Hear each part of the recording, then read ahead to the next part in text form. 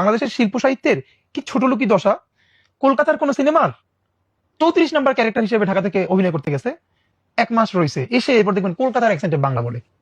মানে এতটা ছোট লোকই তাদের মধ্যে আছে একটু যাতে ওঠার জন্য।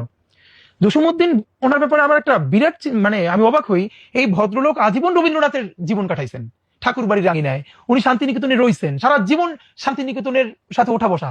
কিন্তু উনি যখন লিখছেন দেখেন উনি কিভাবে আপমর বাংলাদেশের ফরিদপুরের সেই জবান, সেই শব্দকে, ইভেন ওনার কবিতাকে কলকাতায় কবিতায় বলা হইতো না, গাইয়ে বলা হইতো, গ্রাম্য বলা হইতো, কিন্তু এটাই নাগরিক হয়ে ওঠা। উনি কোনোদিন সেই চিন্তা করেন নাই। উনি ঢাকা বিশ্ববিদ্যালয়ের শিক্ষক ছিলেন, কিন্তু ওনার লেখা পড়লে বুঝবেন ঢাকা বিশ্ববিদ্যালয় যে আমাদের একটা বিশ্ববিদ্যালয়ের ফ্যাকাল্টি হওয়ার সাথে সাথে একটু গরিব শব্দকে একটু বড়লোকি করবার যে ট্রেন, সেটা জসীমউদ্দিনের নাই। ওটা তোমার বিরাট বিপ্লবী। উনি যখন বলতেছেন গলেতে তাসবির ও মালা, কে জানি ওই কামলিওয়ালা, আমি তো অবাক হই যে উনি একজন শান্তিনিকেতনে বেড়ে ওঠা মানুষ, ঢাকা বিশ্ববিদ্যালয়ের শিক্ষক, কিন্তু কিভাবে বলতেছেন এই শব্দটা।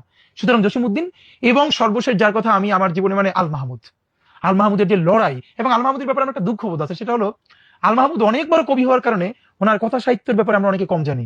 আমার ধারণা আল মাহমুদ যদি কবি না হতেন, তাহলে বাংলাদেশের শ্রেষ্ঠ ঔপন্যাসিকদের এবং গল্পকারদের প্রথম 5 জনের একজন উনি হতেন।